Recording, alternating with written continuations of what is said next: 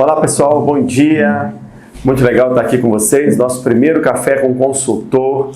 E eu vou estar respondendo várias perguntas. Vocês podem estar me enviando perguntas, muitas dúvidas que as pessoas têm e que eles querem tirar com o consultor e de repente eles não têm a oportunidade de estar diretamente conversando com o consultor. E eu estou aqui justamente para isso, para responder algumas perguntas.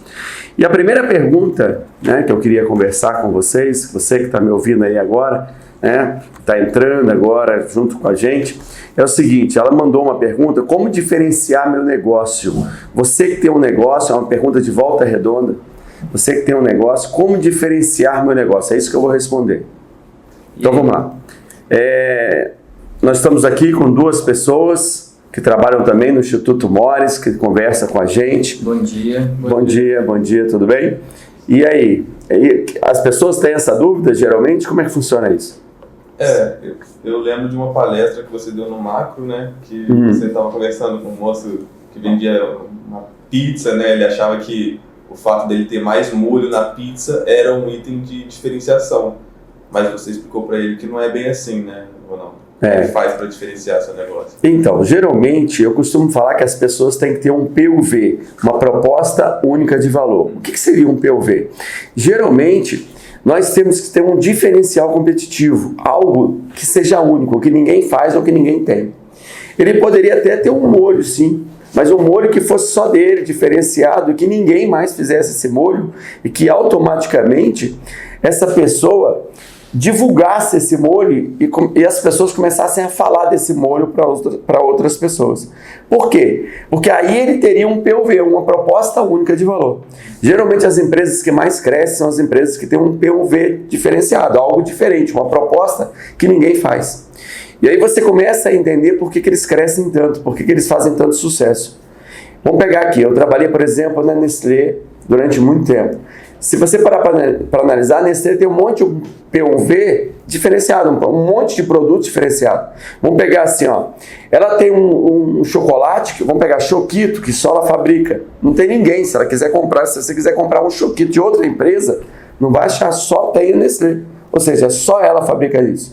Então, o que faz quando a gente tem um produto que só eu tenho? Faz com que as pessoas só comprem de mim. Ou se quiser comprar, não tem um diferencial. Ela não vai encontrar lugar nenhum. Ela só vai encontrar comigo. Então, a proposta das grandes empresas é isso. Agora, nós podemos fazer de várias maneiras. Por exemplo, essa senhora que me fez essa pergunta, de repente, o que ela pode fazer? Se diferenciar até no nome do produto. Então, ela pode mudar o nome do produto. Nós, por exemplo, pegamos uma cafeteria, na verdade foi dentro de uma padaria, e o que nós fizemos? Nós criamos bolos com nomes diferentes.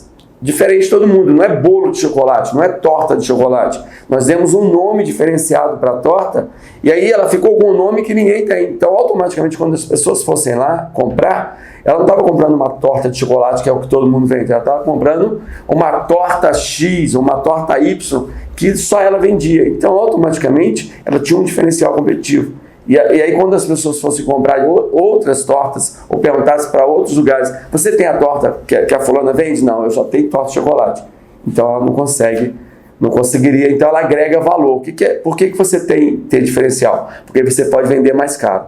Só consegue vender mais caro quem tem esse diferencial competitivo, que a gente chama de PUV, que é proposta única de valor. Tá bom?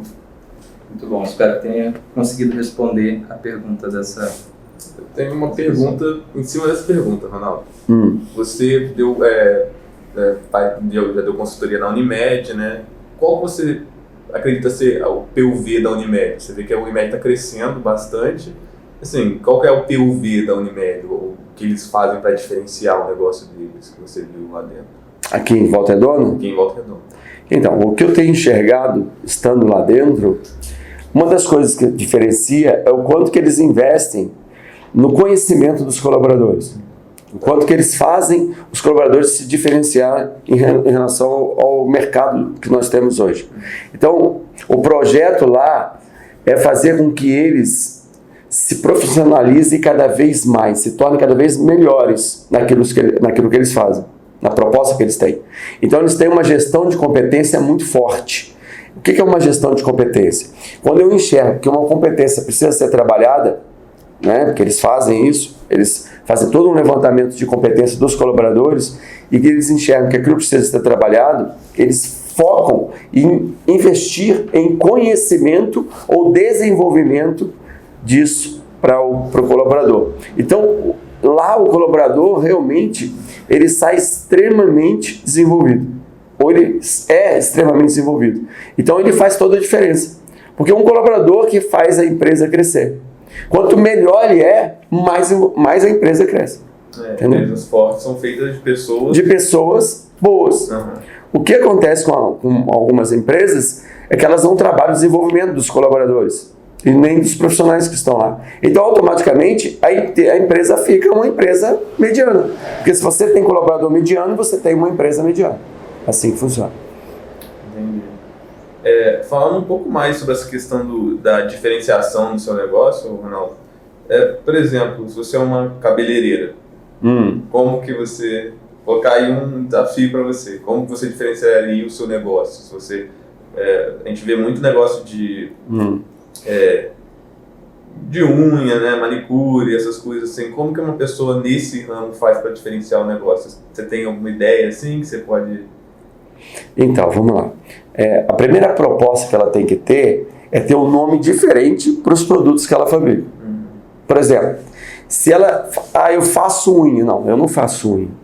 Então ela tem que dar um nome diferente. Que ela fale que faça qualquer outra coisa, menos unha, porque unha todo mundo faz. Eu faço cabelo, não, eu não faço, eu não mexo com cabelo. Então se ela faz, por exemplo, algum tipo de coisas no cabelo, eu não conheço muito desse ramo, mas se ela faz alguma coisa que todo mundo faz, que ela dê um nome diferenciado para o serviço dela. Entendeu? Só dela dar um nome diferenciado para o serviço que ela está realizando, ela já tem um serviço com o nome que ninguém tem. Entendeu? Então, por exemplo, vou dar um exemplo para você. O Royal, ele tem um supermercado Royal, nós damos consultoria. Só dele ter colocado Empório Royale, já passa a ser não supermercado, mas um Empório Royale. Então as pessoas vão no Royale, não vão no supermercado. Então ele pode agregar valor e vender mais caro. É assim que funciona com as empresas. Então, só de você se diferenciar no nome, você automaticamente já pode cobrar um pouco mais caro. Porque você não faz o que todo mundo faz. Você é diferente de todo mundo. É assim que funciona. Então, isso serve para qualquer ramo. Seja no cabeleireiro, seja barbeiro, seja o que for. Tanto é que as pessoas hoje não estão abrindo barbearia. Estão mudando o nome. Justamente para ele não ficar igual a todo mundo. Entendeu? Entendi. Hoje não existe mais trailer, existe food truck. Então, mudou o seu nome, então ele pode vender mais caro. Entendeu? Bom, eu tenho uma pergunta em relação a metas. Por exemplo, acho que é muito importante a gente saber que a gente precisa estabelecer metas para a gente chegar em algum lugar no nosso negócio. Mas como que a gente faz, assim, quais os critérios que a gente pode usar para poder fazer essa meta de forma concisa e chegar ao objetivo que a gente está esperando? Então, geralmente as pessoas confundem sonhar com ter metas. Sonhar é importante, todo mundo sonha bastante. O problema é que se você não pega esse sonho e transforma numa meta, as coisas não funcionam como você gostaria ou você não vai conseguir atingir como você gostaria. E como que é importante atingir? O que eu tenho que fazer para transformar meu sonho numa meta? Primeiro eu tenho que colocar números nesse sonho. Como assim colocar números? Vamos lá. Se eu quero comprar um carro, se o meu sonho é comprar um carro zero, a primeira coisa, eu tenho que colocar o valor do carro que eu quero. Então aí já começa a se transformar numa meta. Eu quero um carro zero no valor de R$80 mil. Pronto, já começou a se transformar numa meta. Depois eu tenho que especificar bem que carro é esse. Então a marca do carro, o modelo do carro, entendeu? A cor do carro, quantas portas que ele vai ter. Então eu começo a especificar. Por que eu preciso especificar? Porque aí, especificando, eu começo a fazer ações para que aquilo aconteça. Quais são as ações? Eu começo a agir em prol de focar em buscar esse carro. Depois disso, eu começo então eu pus, primeiro, uma data. Começo a colocar uma data. Eu tenho que colocar uma data para que aquilo aconteça. Porque quando eu coloco uma data, eu me comprometo com aquilo.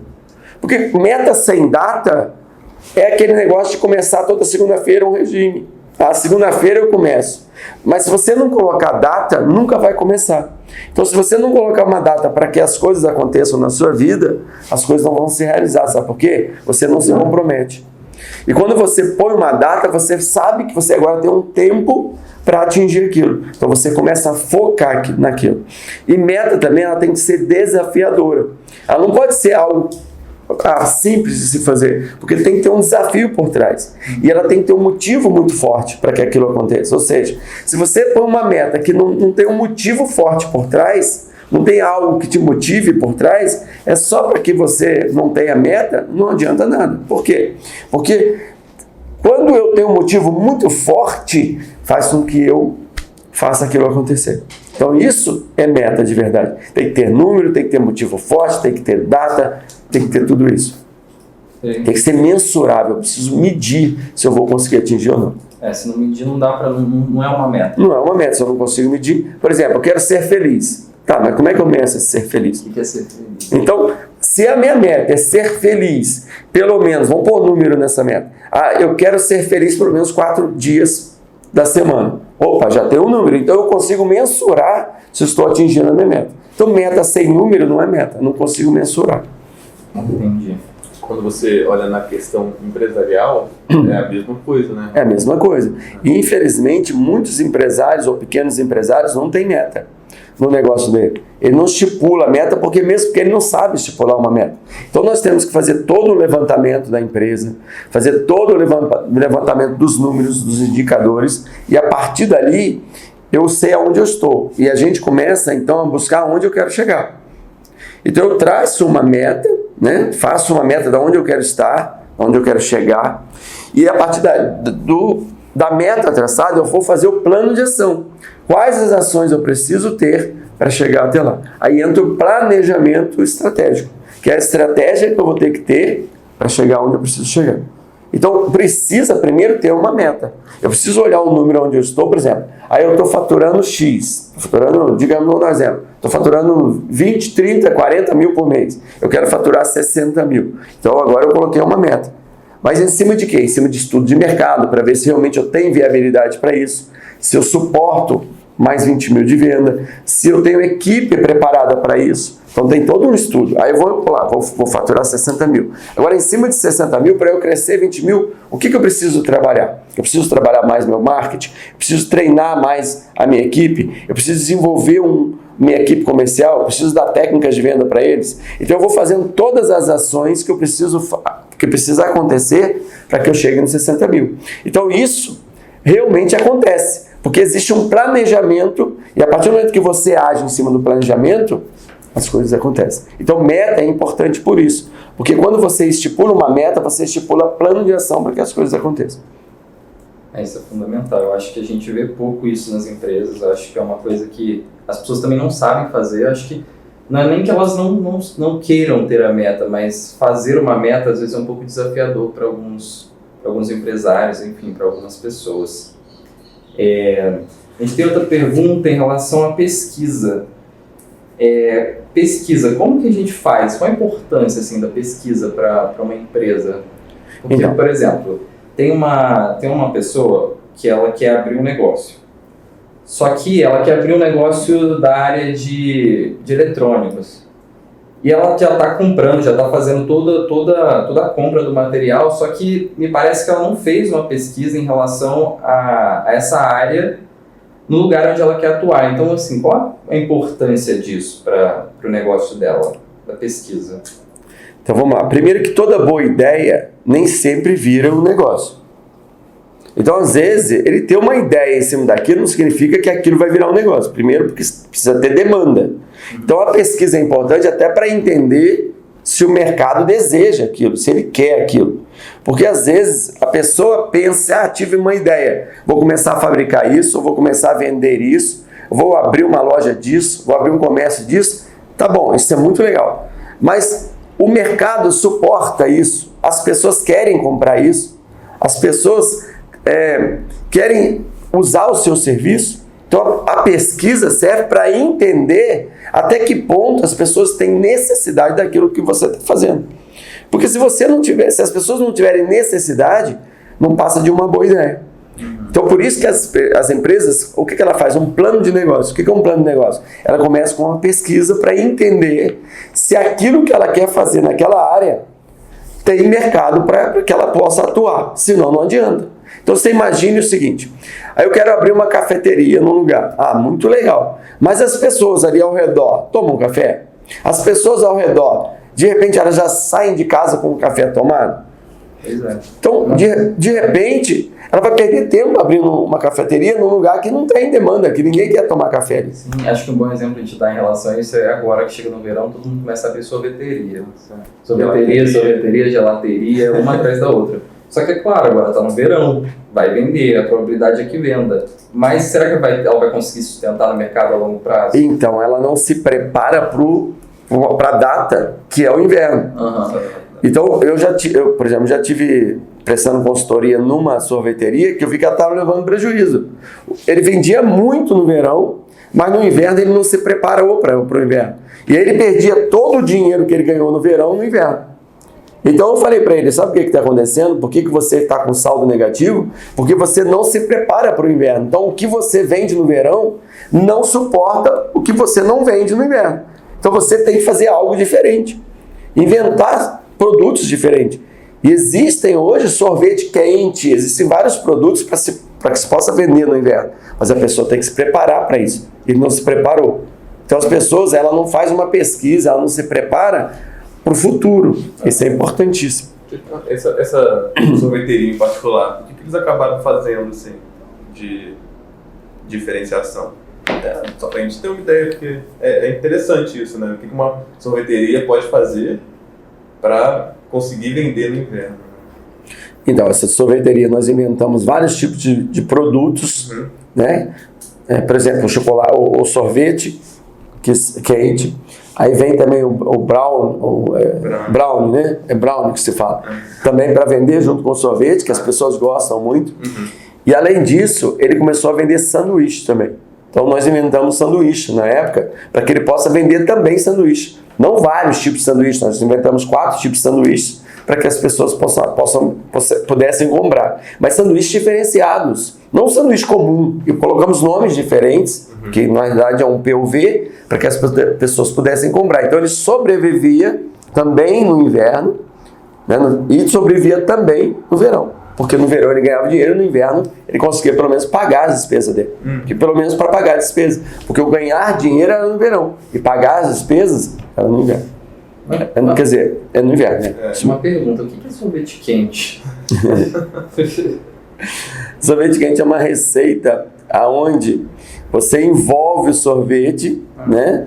E é muito legal, que aí você toma ele, você põe alguma coisa dentro dele para ele ficar quente. Mas aí não dá, eu tenho que explicar aqui. Na verdade, na época, nós buscamos uma receita. E se você buscar na internet, tem muita receita de sorvete quente, até para vender na época.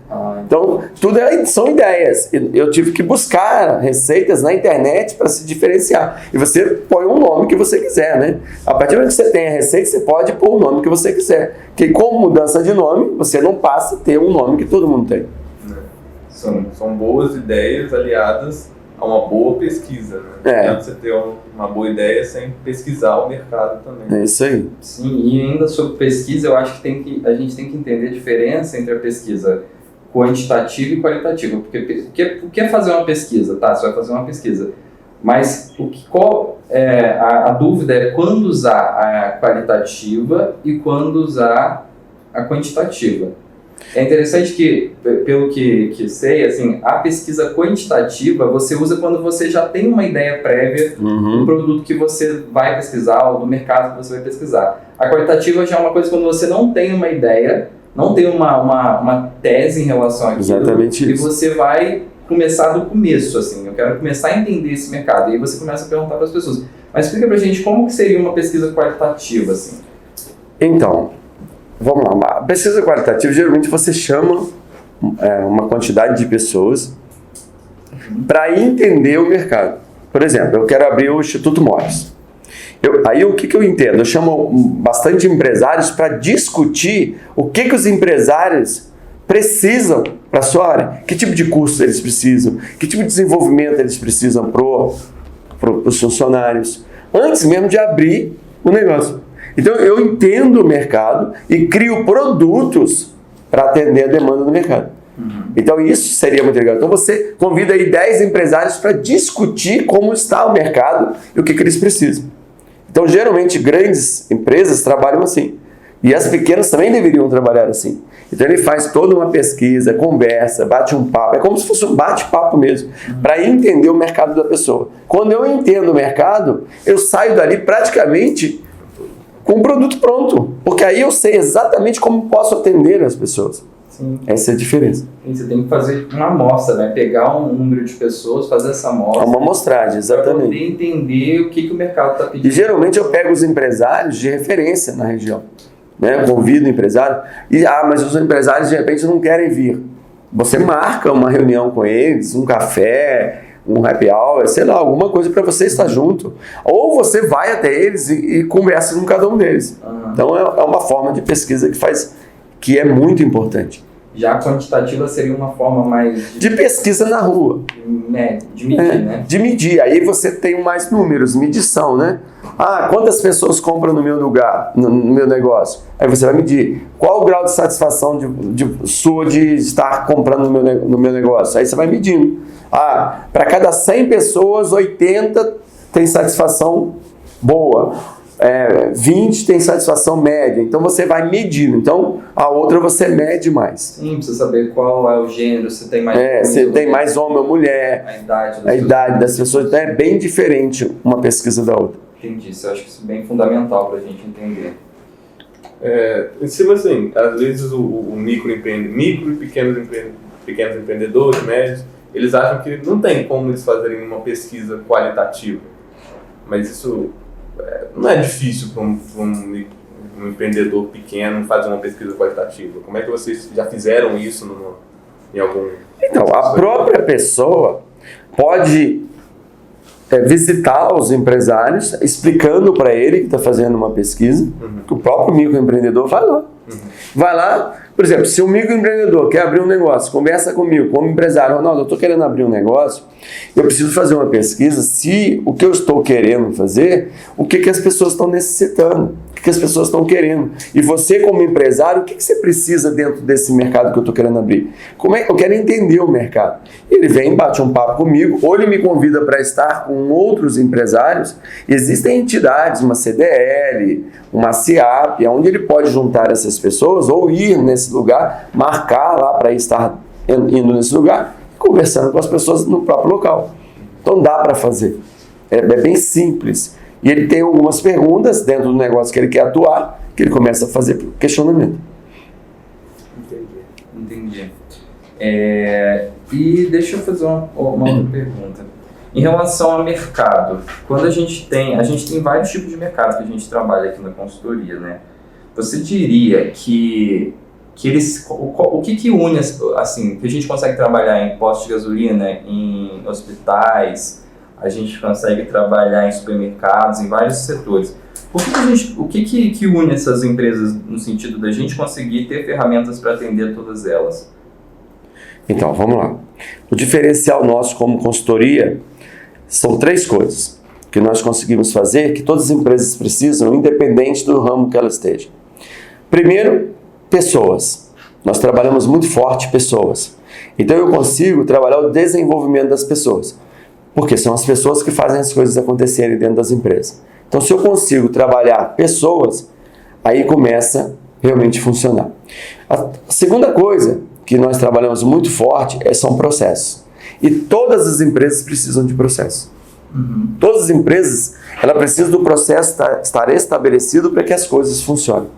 Então nós conseguimos trabalhar processo. Então nós fazemos os processos das empresas.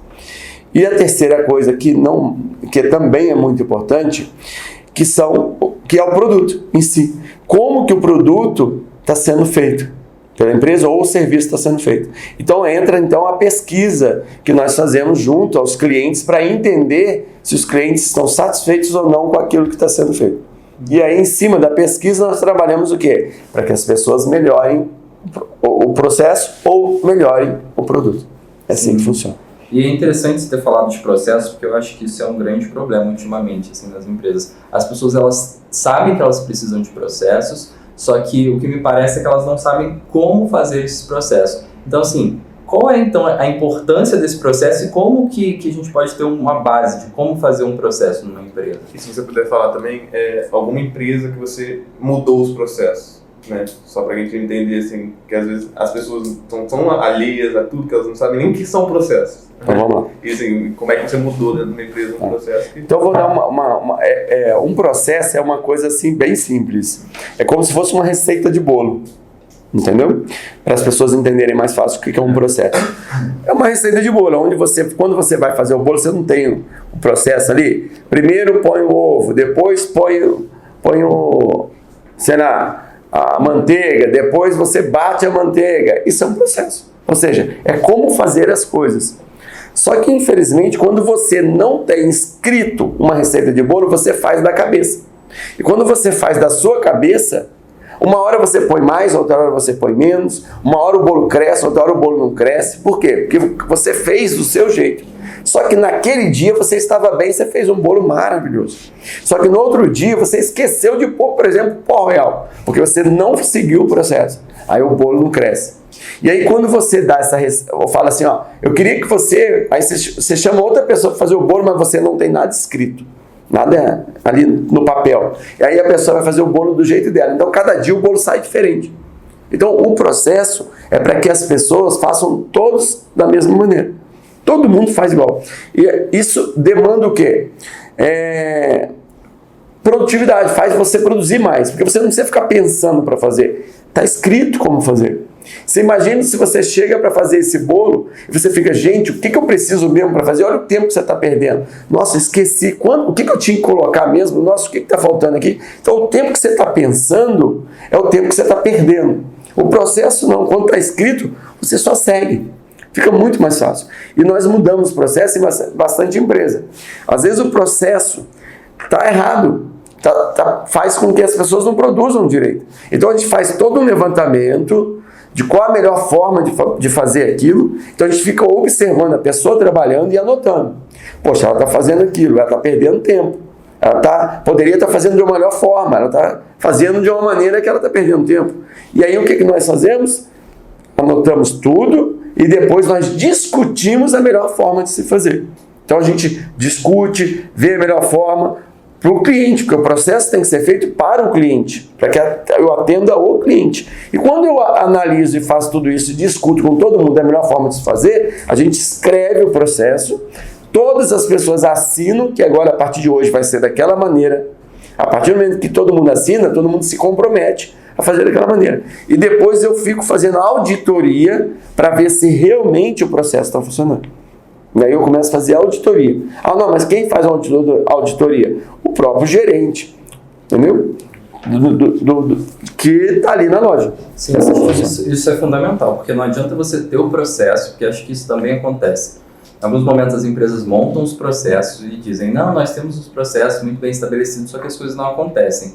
Parece que é porque não tem alguém para ficar ali fazendo esse papel de auditor, né? Esse papel de cobrança do processo. É porque o processo escrito, uma vez escrito, significa que vai funcionar. Exatamente. O processo ele precisa estar descrito, legal, muito bom, ótimo isso. Mas agora eu preciso auditar o processo. Eu preciso fazer com que as pessoas trabalhem em cima do processo.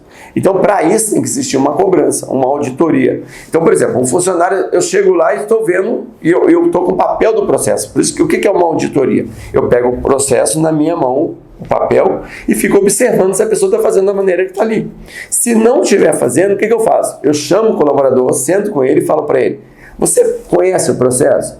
Ah, eu conheço, mas eu achei que é mais fácil fazer desse jeito. Não, então vamos ler o processo de novo? Vamos conversar sobre o processo e faço ele estudar o processo de novo. Porque ele não pode fazer da maneira dele, ele tem que fazer da maneira que está ali. Porque o processo também é tão importante, por exemplo, que se um colaborador não estiver, faltar, o outro sabe como fazer, é só ler o processo. Só ver o que está descrito ali e fazer. Entendeu? Igual, por exemplo, uma receita de bolo. Qualquer um pode fazer uma receita de bolo, desde que esteja escrito, e certinho como fazer. Então, está descrito, todo mundo sabe fazer. Fica muito mais fácil. Exatamente. Eu queria só dizer para as pessoas que estão vendo a gente, se quiser mandar alguma pergunta, a gente está aqui aberto para responder, então fiquem à vontade. Estou vendo aqui o Neyton, está interagindo bastante com a gente. Treinamento, aderência do processo é importante, isso aí, cara. É realmente isso que a gente está tentando passar. E aí, Eric? Eu fico sempre... Porque a gente está aqui dentro, né? Eu costumo ver as consultorias. Eu fico sempre perguntando como é que está funcionando isso lá fora, em empresas que você já implementou isso, sem falar o nome da empresa, né? Mas, assim, só falando, por exemplo, eles faziam dessa forma, a gente pegou, mudou isso. Como é que você pode dar um exemplo? Então, é bem interessante, porque quando você implementa desenvolvimento de pessoas e muitas vezes processo, as coisas mudam completamente até para o empresário. Porque os empresários, geralmente, eles são muito mais operacionais do que estratégicos. Antes da gente entrar na consultoria. Sim. Eles ficam muito mais focados em fazer o negócio funcionar do que fazer o negócio crescer.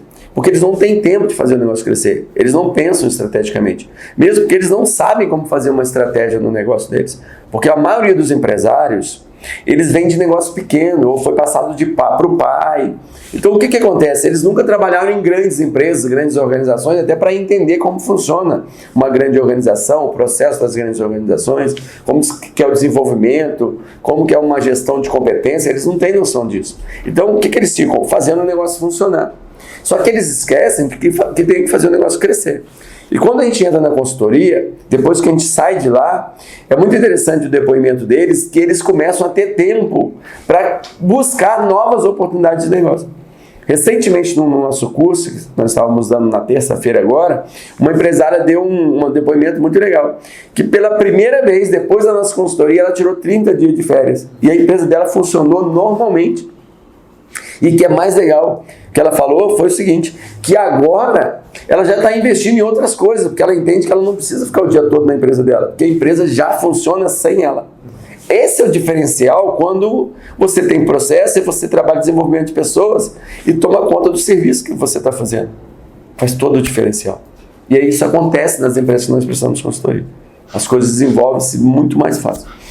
As pessoas começam a caminhar sozinhos. Sozinhos. E aí a pessoa pode abrir outros negócios. Que é assim que funcionam as grandes empresas. Os empresários grandes, eles têm vários negócios. Por quê? Porque eles não precisam estar o tempo todo dentro da empresa deles.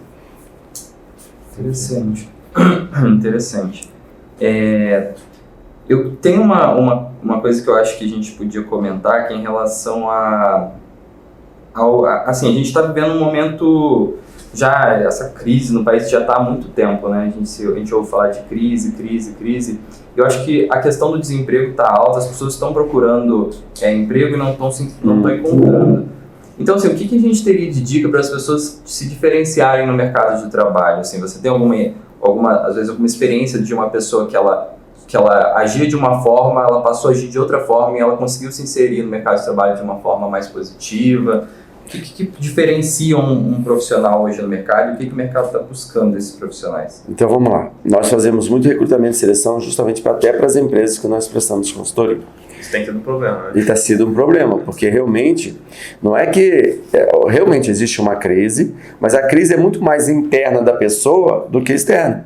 Porque vamos lá, quando eu quero um colaborador, eu quero um colaborador que tenha pelo menos um diferencial naquilo que eu pretendo trabalhar, em que ele pretende trabalhar.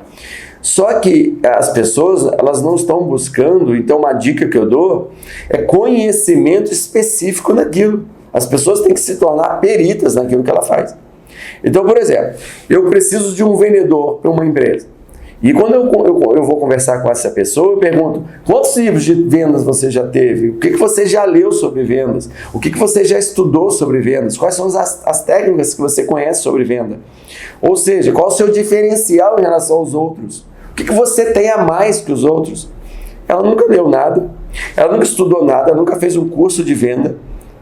Então, assim, a dica que eu dou, estuda, seja especialista naquilo que você faz. Se eu vou trabalhar, por exemplo, com recursos humanos ou departamento pessoal, Faça cursos em recursos humanos, departamento pessoal, vai buscar curso, vai buscar leitura, vai buscar conhecimento específico naquilo. Não é só a faculdade, não é só terminar a faculdade e já tá bom. Não, vai ser melhor naquilo que você faz. Então o mercado hoje, ele só existe uma crise para quem não está buscando ser especialista naquilo. Quando a pessoa é especialista naquilo, ela passa a ter um diferencial. E quando ela tem um diferencial, ela consegue emprego, porque todos nós estamos buscando ótimos profissionais. Só que o mercado não se encontra esse ótimo profissional. Porque ele mal terminou uma faculdade, ele já acha que só a faculdade já está ótimo. Ele não precisa fazer mais nada. E não é assim que funciona mais hoje. Nós precisamos ser melhores a cada dia. Então nós temos que estudar todos os dias. O analfabeto de antigamente era quem não sabia ler nem escrever. O analfabeto de hoje é quem não busca aprender todos os dias coisas novas. Essa é a diferença. Exatamente. E é engraçado porque as pessoas reclamam pela falta de emprego e realmente, assim, a gente vê uma alta taxa de desemprego, só que o mercado também ficou mais exigente em relação a profissionais. Uma pessoa que só tem uma graduação já não é suficiente. Não é mais. E é engraçado, aqui mesmo na empresa a gente já teve processo de recrutamento e seleção de pessoas com mestrado, com MBA e várias outras especializações que assim, não demonstravam através das ações dele, enfim, das experiências, que isso que ele tinha no currículo era diferencial, assim, não conseguia contratar ele porque ele tinha um MBA ou um mestrado. Então as pessoas precisam entender que não é sobre isso, não é sobre ter um mestrado, exatamente, ter um diploma, é sobre o que você realmente sabe fazer de fato. É isso aí, é se especializar. O que é se especializar? É ter habilidade em fazer aquilo. Então é ganhar conhecimento e praticar o conhecimento, independente se você vai praticar até de graça. Que você chegue para uma empresa e fala assim, cara, eu estou estudando isso, deixa eu praticar na sua empresa, de graça até para começar a ganhar conhecimento, e aí ter habilidade de fazer aquilo, e aí você vai se especializar naquilo. É isso que os grandes fazem. As pessoas que nasceram grandes, por exemplo, se eu pegar o Bill Gates, ele ficava mexendo no computador de graça na universidade. Por que ele fazia isso? Para ganhar conhecimento, para que no futuro ele se tornasse alguém importante.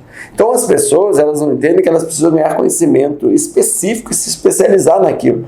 Não é só ter um doutorado, um mestrado que vai resolver, porque aquilo ali é muito teórico. Teoria não está adiantando. Nós queremos pessoas que saibam fazer na prática. Essa é a diferença. Exatamente. No mercado hoje. Exatamente. É o que a gente consegue ver, até porque ao mesmo tempo que a gente está com uma alta taxa de desemprego, a gente está procurando profissional e não está encontrando. Então, assim, tá bem complicada essa relação, porque as pessoas realmente não estão buscando esse diferencial que as empresas estão buscando nos profissionais. Acho que a gente podia falar, para fechar também, um pouco sobre marketing. Inclusive foi a nossa aula inaugural do GER, que a gente começou a tratar de marketing. Que dica você teria para uma pessoa, para um pequeno ou médio empresário, em relação à área de marketing? O que a gente podia dar de dica para eles? Então vamos lá. Muitas pessoas acham que marketing é fazer propaganda, né? E divulgar. Marketing não é isso. O marketing, ele só funciona se gerar venda. Se não gerar venda, não é marketing. Você está fazendo qualquer outra coisa, você está jogando dinheiro fora. Eu postar no Instagram, no Facebook, e se aquilo não gerar retorno financeiro para mim, não adianta nada. Então o que está acontecendo hoje no mercado? As pessoas pegam uma empresa ou uma pessoa que está começando e fala, posta para mim no Instagram, posta no Facebook. Aí a pessoa vira para ela e fala assim, eu vou cobrar para você, para eu começar a fazer isso, R$400 por mês. E aí eu preciso impulsionar o negócio. E aí você fala assim, mas quanto que eu preciso? R$100 por mês. Aí a pessoa vai lá e impulsiona. Aí a pessoa tem um monte de curtida. Muito legal. Só que curtida não gera venda. Eu preciso entender o do meu ROI. Ou seja, quanto que eu investi e quanto retorno eu tive sobre isso. Ou seja, quantos clientes compraram por eu ter divulgado a minha empresa. Então eu tenho que começar, a dica que eu dou, comecem a medir. Comecem a perguntar para os seus clientes, por exemplo, você veio através da onde? Como é que você conheceu a minha empresa? Você está aqui comprando? Quem te falou? Porque se você está investindo dinheiro, está pondo dinheiro no seu marketing, mas não está te gerando retorno, você precisa mudar a forma de fazer marketing, né? Então o marketing é vender para os clientes, gerar venda. Então se o seu marketing não está gerando público para você, gerando cliente para você, você está fazendo o seu marketing completamente diferente ou completamente errado. Não é marketing. Não é marketing, é qualquer outra coisa. Você está fazendo propaganda, você está fazendo outras coisas, menos marketing. Sim. Eu acho que isso é um ponto importante, porque essa coisa do marketing está se tornando cada vez mais importante. As pessoas estão notando a importância do marketing e a gente sabe que hoje em dia isso é essencial para qualquer negócio. Não é simplesmente montar um negócio e publicar na internet que isso vai te dar um retorno. Inclusive, no marketing entra também a proposta única de valor, que eu falei no princípio. Então, assim, o marketing trabalha muito forte essa proposta única de valor, porque o marketing ele agrega valor. As grandes empresas trabalham com marketing, por isso que elas vendem mais caro. E aí as pessoas têm uma mania de pôr no marketing e fazer marketing jogando promoção. Quando você põe preço, você não está fazendo marketing. Porque vender barato, qualquer um vende. Marketing é para vender e vender com lucro. Uma empresa precisa ter lucratividade. Esse é o diferencial quando você faz um bom marketing. Sim. A gente tem uma pergunta aqui do Nathan. Ele está perguntando assim, se o Brasil crescer, vamos ter pessoas competentes para trabalhar? O que você acha? O que você acredita? Bom, Nathan, é muito legal isso. O Falcone, que é um dos maiores consultores que nós temos no Brasil hoje, ele fizeram essa pergunta para ele, é bem interessante, porque o que ele fala hoje? Ele trabalha nas grandes e megas empresas.